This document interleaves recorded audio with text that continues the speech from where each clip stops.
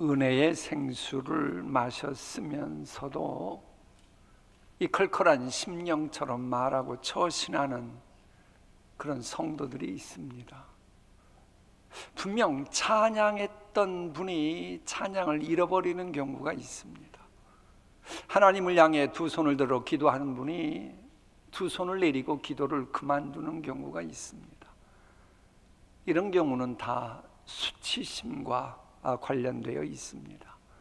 그게 왜 그런지는 오늘 설교와 다음 주일 설교를 듣노라면 이 자연스럽게 알게 될 터인데요. 질문 하나 드려볼까요? 여러분, 품격 높은 성령 받은 사람은 수치심을 느낄까요? 느끼지 못할까요? 세상 사람들 가운데 수치심 모르고 살아가는 사람이 있을까요? 성경은 없다라고 말합니다. 분명한 것은 내가 아무리 약속의 사람이고 경건 생활을 아무리 대단히 열심히 하고 있다 할지라도 이 수치심 문제가 해결되지 못하면 약속의 주인공답게 살아갈 수가 없습니다. 아무리 하나님의 택한 백성이라고 할지라도 이들이 수치심 문제가 해결되지 못하면 설령 가나안 땅을 정복한다고 해도 그들이 그곳에 들어가도록 했던 그 목적, 복의 근원이 되라고 하는 이 말씀 사명을 감당할 수가 없는 겁니다. 그래서 하나님께서는 이 애굽의 수치를 떠나도록 하실 계획을 갖고 계셨던 겁니다. 그래서 본문에 보면 애굽의 수치를 떠나가게 한다, 그런 내용의 메시지가 나와요. 여러분, 애굽의 수치란 게 뭡니까? 히브리인들이 400년 동안 애굽에 살면서 온갖 멸시, 천대, 경멸, 조롱을 받으면서 수치를 당했습니다. 여러분, 이게 얼마나 심했던지요. 이스라엘 사람들은 지금도 애굽을 가리켜 애굽이라고 말하기보다 미츠라임이라 그럽니다. 미츠라임이라고 하는 단어의 뜻은 고난, 환난, 이 역경, 억압, 그런 뜻이에요. 이스라엘 생각하기에 이 애굽 땅은 노예의 땅, 억압받았던 땅, 괴로움과 환난을 당했던 땅, 무시받던 땅, 괴로움의 땅, 그런 거예요. 실제로 애굽의 잔인무도한 감독들은 노예 생활하는 히브리 백성들을 경멸하고 조롱하며 큰 수치감을 안겨주었지요.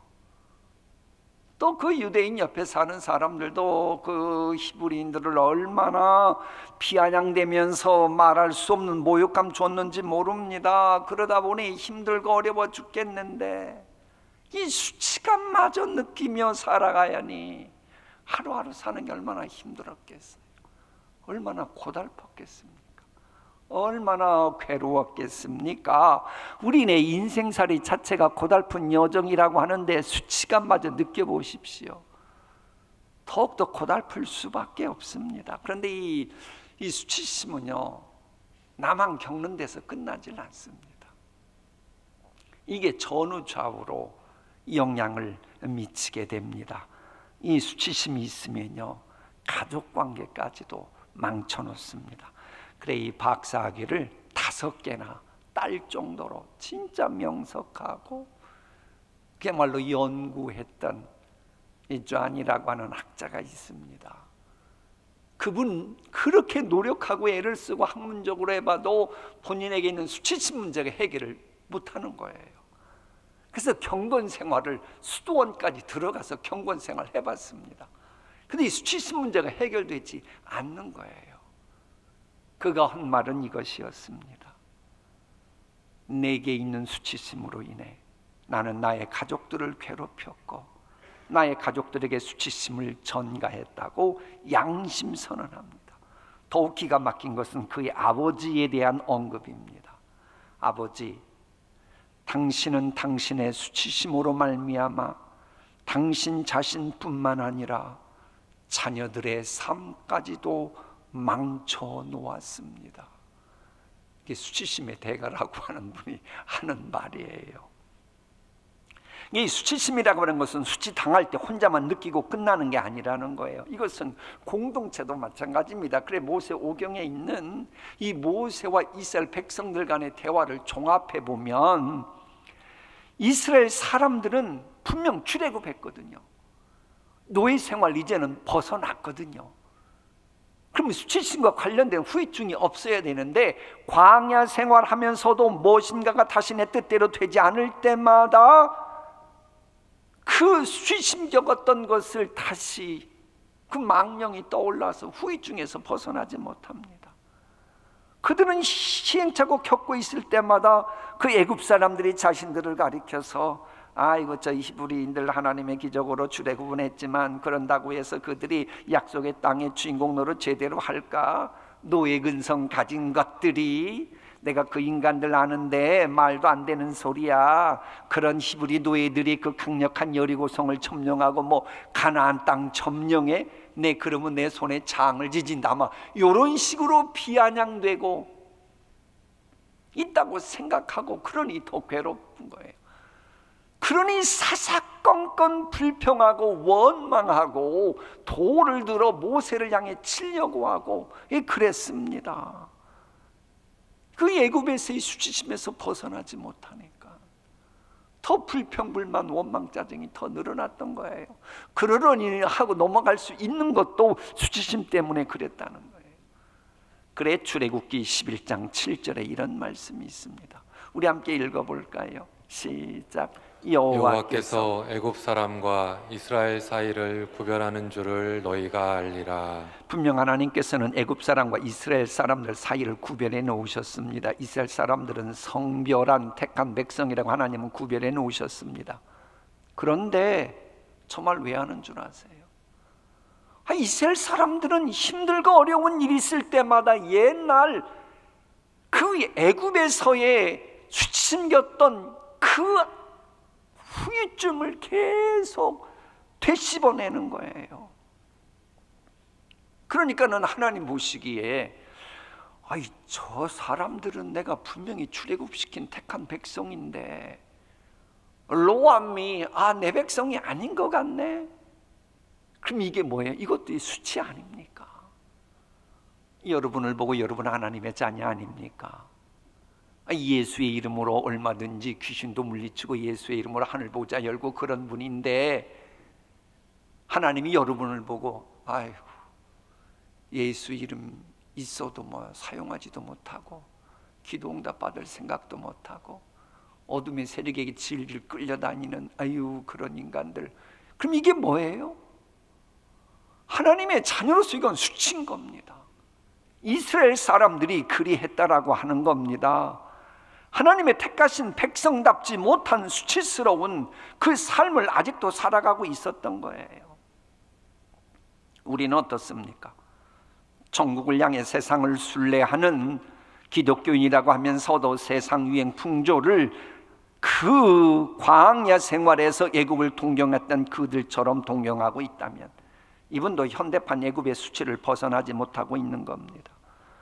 불행의 애굽에서 해방시키신 하나님의 자녀이면서도 여전히 불행의 하수인으로 살아가는 것을 당연시 여기고 마치 운명인 양 팔자탓하면서 신세타령하면서 그걸 오히려 극복하기 위해 주님 앞에 나아가 기도하고 응답받고 이 운명조차도 바뀔 생각을 하지 못하고 살아가는 것은 운명까지도 주장하시는 하나님의 자녀로서 수치스러운 겁니다. 예수님이 이름으로 이제는 하늘문을 열 수 있음에도 불구하고 뜻이 하늘에서 이루어진 것처럼 땅에서 이루어지리라 이 믿음을 가지고 주님 앞에 나아가 간구하고 내 마음의 소원을 아랠 생각을 하지 못하고 눈에 보이는 환경 여건에 질질 끌려다니고 있다면 이건 기독교인으로서 수치스러운 겁니다. 하나님의 자녀임에도 불구하고 세상 유행 풍조를 더욱 타락시키는 세상 귀신에게 질질 끌려다니고 그야말로 그들에게 농간에 놀아나는 그런 사람들은 신앙가정의 호주로서 수치스러운 겁니다. 성령님의 인도하심으로 흥망성쇠 주장자가 아빠 아버지가 되심을 믿으면서 비전을 품고 살아가야 되는데, 그러기보다는 근근히 먹고 살기에 바쁜 삶을 사느라 하나님께 예배드리는 것조차 게으름 피는 것은 전능자 하나님의 자녀로서 수치스러운 겁니다. 바라는 것의 실상인 믿음으로 살아가는 사람이면서도 믿음으로 살아가지 못하고 눈에 보이는 것에 의해서만 웃었다 울었다 기뻐했다 짜증냈다 한다면 성령 받은 사람의 품격치고는 수치스러운 모습입니다. 독수리처럼 근심 걱정 두려움에 먹구름을 팍차고 비상하는 믿음으로 세상 환경 여건이 어떠하든지 간에 하나님이 허락하신 약속의 땅 여리고를 바라보면서 나아가야 되는데, 그러지 못하고 살았다 하나 실상은 죽은 사람처럼 신앙생활하는 것은 수치입니다. 이제 그런 수치심을 품고 살아가게 만드는 마음, 그런 마음에 할례를 받으라고, 그래야 수치가 떠나간다고 말씀하십니다. 그럼 수치를 떠나가게 하는 그 할례라는 게 뭡니까? 이 본문 전후 문맥을 보면 이 할례라고 하는 것은 약속의 땅을 차지하는 징표 같은 겁니다. 그런데 솔직히 전후 문맥 상황에서 할례 받는다고 하는 말씀은 참 순종하기가 쉽지가 않습니다. 여러분 알다시피 할례 받으면요 한 일주일 정도는 고생합니다. 그것도 기후도 괜찮고 기온도 적절할 때의 일주일이지, 본문에 기록될 당시에 유대인 그런 상황에서 아주 온도도 높고 아첨은 탈나고 골마 터지기 쉬운 그런 상황이면 이게 일주일이 아니고 몇 주일 갈지도 몰라요. 그런 상황입니다. 뿐만 아니라 그게 아니고 이게 지금 수백 년 동안 갈망했던 여리고성 정복을 지금 앞에 두고 있는 거예요. 그래서 이 본문 다음에 보면 여리고성 이야기가 그래서 나오는 겁니다. 게다가 저쪽은 이게 오랜 동안 군사훈련을 잘 받은 아주 게다가 첨단 무기까지 갖춘, 게다가 초롱성인 여리고성을 갖고 있습니다. 근데 자기네들은 어중이 떠중이에요. 여러분 물론 가끔 가다가 무기가 뒤진 그들과 싸워 이겼던 경우가 최근 현대사에 보면 베트공이 첨단 무기 가졌던 미국을 이겼던 경우가 있어요. 그럴 땐 특별한 지형을 이용한 게릴라전을 능수능란하게 했기 때문에 승리했습니다. 그런데 이 히브리인들은 물론 지형 자체도 게릴라전을 할 수 있는 분위기도 아니고 그런 훈련 받지도 못했습니다. 여러분 창세기에 있는 어떻게 토백이 세겜 족속이 떠돌아다니는 야곱의 그 자녀들에게 모두 전멸당했어요. 남자들이 이 할례를 우습게 알았다가 그랬던 거 아닙니까? 이런 상황에서 첨단 무기를 가진 대적들이 할례를 받았다 그러면 그 거동이 불편한 것을 알고 기습했다면 모두 전멸당할 수밖에 없어요. 그러니 할례를 행하라는 주님 명령에 순종하는 것은 인간들 보기에 합리적이지 않았습니다. 그런 합리성을 따랐다면 또한 그들은 여리고성을 정복하지 못했을 겁니다. 그러나 하나님의 전지전능하심을 믿는 믿음이 있었기에 그들은 할례를 받은 겁니다. 이것을 좀 더 현대인들에게 설득시키기 위해서 말한다면 그들에게는 인간의 한계를 인정하고, 아하, 여리고성은 내 능력으로 도저히 어찌할 수 없는, 정복할 수 없는 한계다, 그걸 인정했다는 거예요. 그런데 포기할 수는 없잖아요. 그럼 어떻게 해야 돼요? 여리고성 정복은 해야겠고 내 능력은 한계가 있고, 그러면 내 능력을 겸허히 인정하고 도와주시는 그 하나님의 도움을 받아야지요. 그러다 보니 그 도와주시는 하나님이 마음의 할례를 행하라, 할례 행하라 그러니까 할례를 행했고, 그래서 특별한 은혜를 경험한 겁니다. 여러분 그처럼 특별한 은혜를 입는 거 세상 관점으로 보면 불공평해 보일 수 있습니다. 그러잖아요. 아니 전쟁의 승패를 결정하시는 하나님께서 군대 훈련도 제대로 바라보지 못한 이 어중이 또중이 히브리인들이 철기 문화로 무장하고 첨단 무기로 무장하고 제대로 훈련받았던 철옹성 여리고성을 점령하도록 허락한다. 이게 상식적으로 공평한 겁니까? 공평하지 않은데 하나님이 그렇게 공평하지 않게끔 어중이 떠중이들이 그 여리고성 정복하게 만드셨잖아요. 그럼 이것을 다른 말로 해볼까요?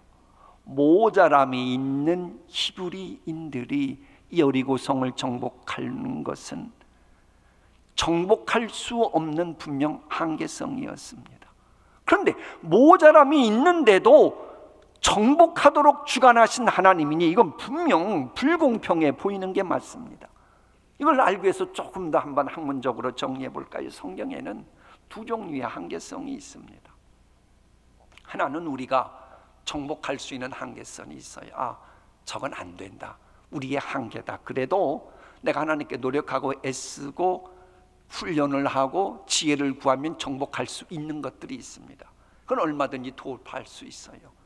그런데 어떤 것은 도저히 아무리 노력하고 애쓰고 별의별 방법 다 강구해도 정복할 수 없는 한계선이 있습니다.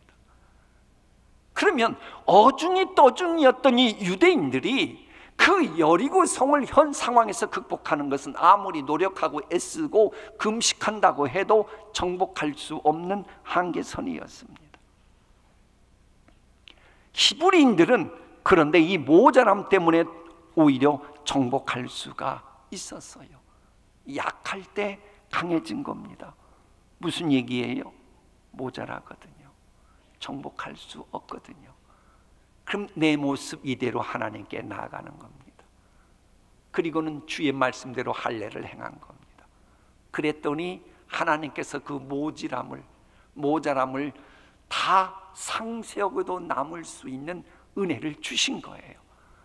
그래서 정복할 수 없었던 그 한계선을 주님의 도우심으로 정복을 할 수 있었던 겁니다. 그래서 모자람이 있는 내 모습 이대로 주님께 바치면서 마음의 할례를 행하는 것, 그게 바로 크신 역사를 경험하게 하는 거예요. 진실로 하나님이 불공평해 보이는 바로 그 이유 때문에 우리가 은혜 누릴 수 있음을 우리는 인정하며 신앙생활을 해야 합니다.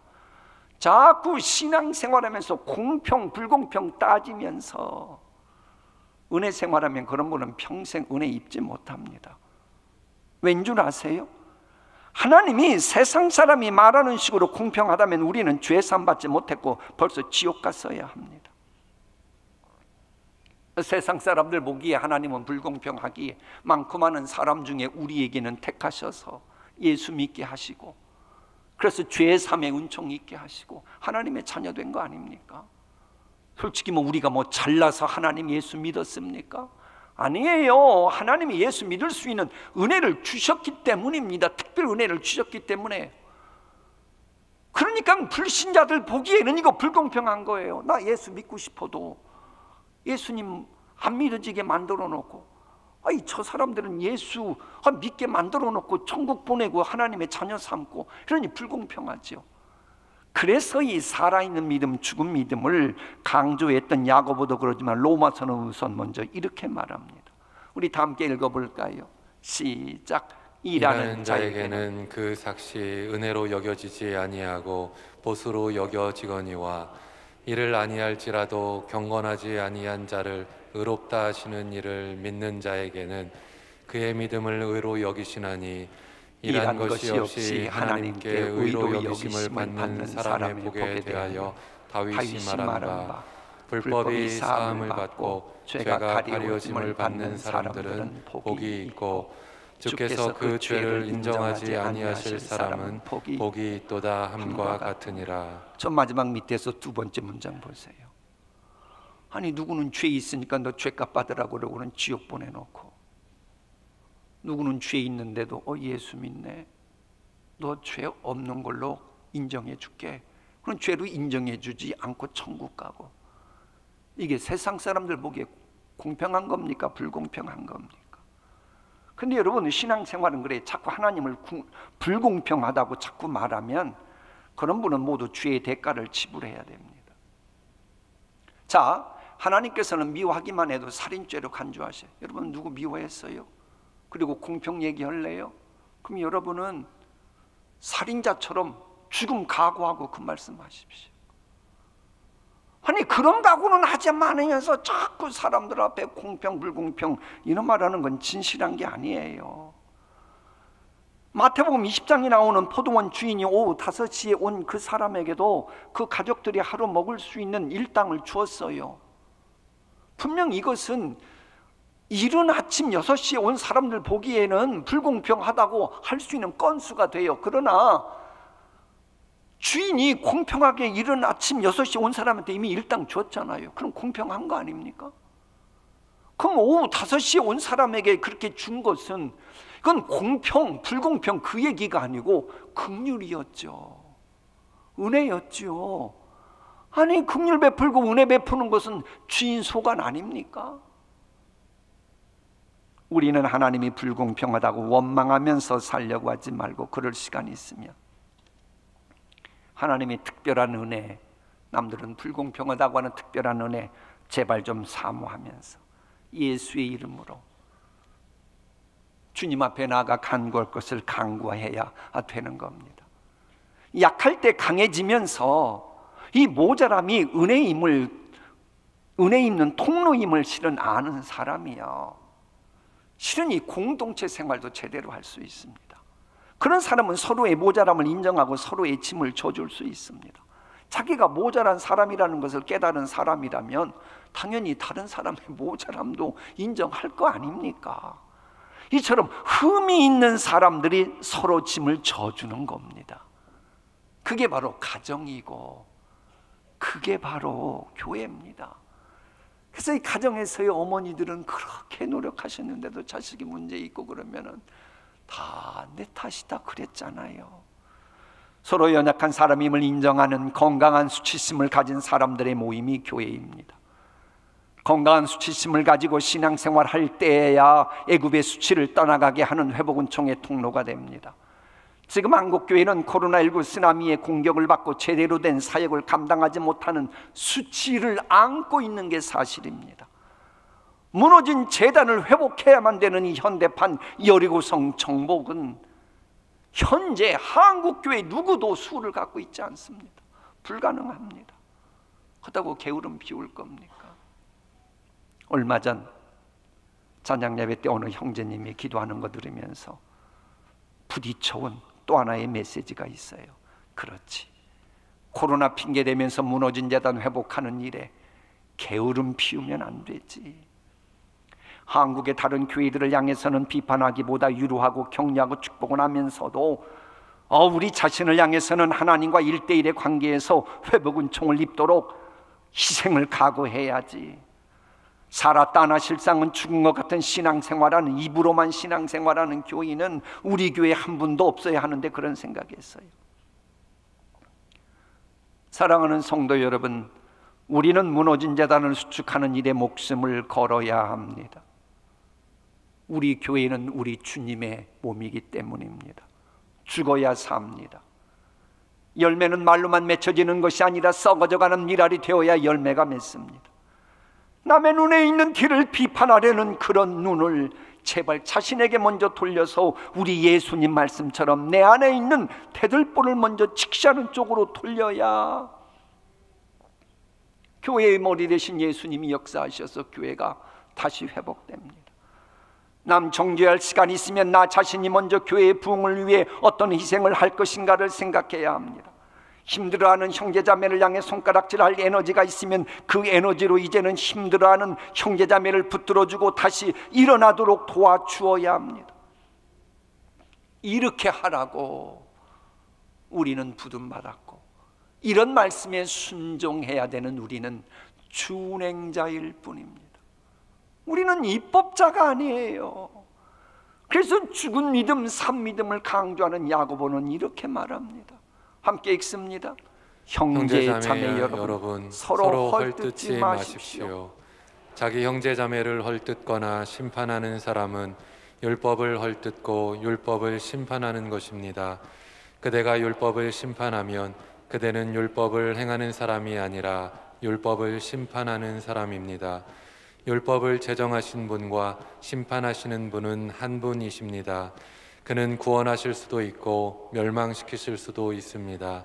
도대체 그대가 누구이기에 이웃을 심판합니까?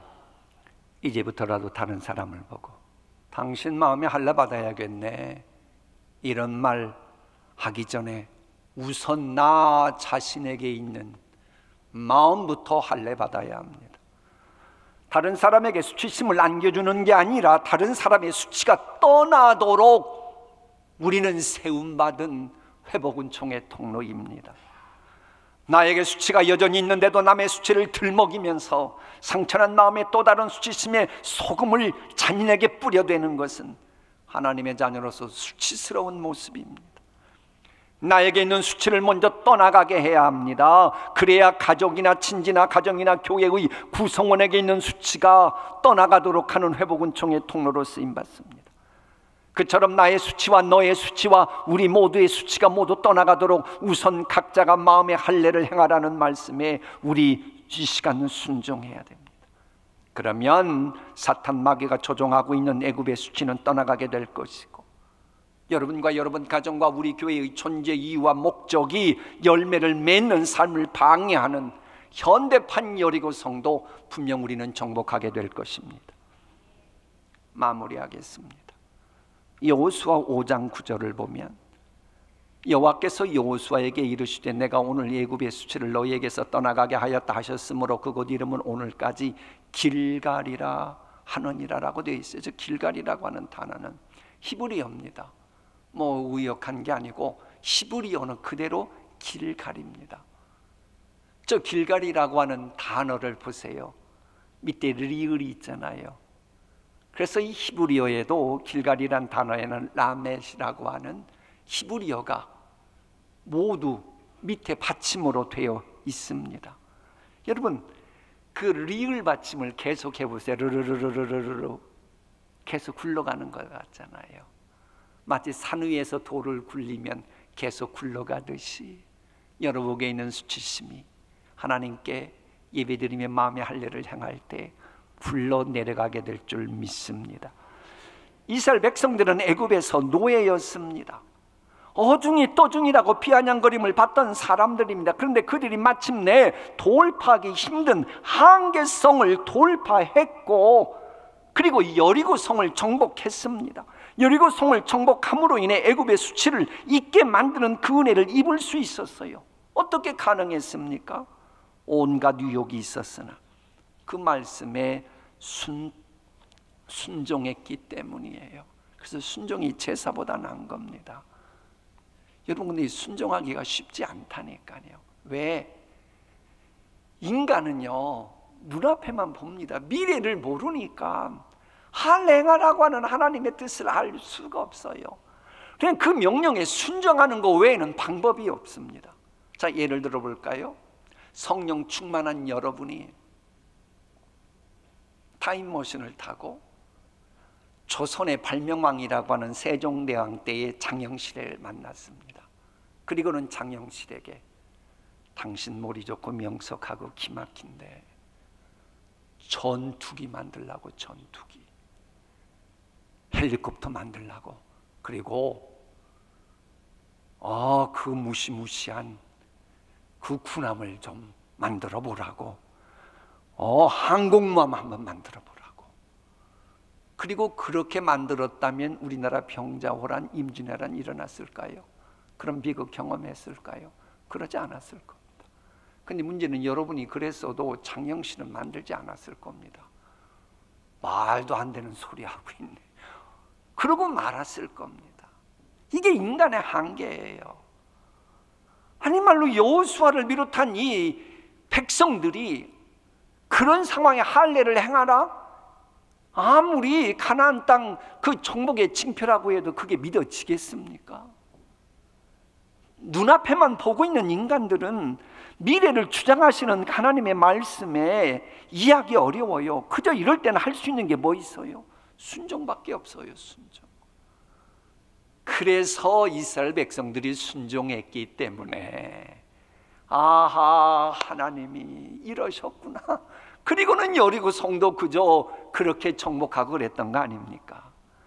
여러분, 이제부터라도 하나님이 허락하신 목표가 있어요. 기도 제목이 있어요. 그러면 하나님 방법대로 매주일 예배 드릴 때마다 예배에 목숨 걸고 마음의 할례 행해 보십시오. 그럼 여러분은 머지않아 여러분을 향한 만세전의 하나님의 작품이 가시권에 들어오기 시작할 것이고, 여러분의 존재 이유와 목적이 열매 맺기 시작할 것입니다. 이제부터라도 하나님의 말씀을 가까이 하고 하나님의 말씀에 순종해야 합니다. 그러면 영원한 독생자 예수님 죽게 하시면서까지 이루고자 하시는 그 여러분을 향한 하나님의 청사진 구체적으로 가동됩니다. 마치 내가 물건을 구입하고 나서 이래도 저래도 작동 안 되던 거였지만은 그 안에 있는 매뉴얼대로 하면 그 모든 것이 드디어 가동이 되고 그 물건의 진가가 드러나듯이 말입니다. 우리 인생의 매뉴얼 하나님의 말씀입니다. 그래서 하나님의 말씀에 순종하고 따라감으로 여러분의 진가가, 여러분 가정의 진가가, 우리 교회의 진가가 나타나길 소원합니다. 기도하시겠습니다.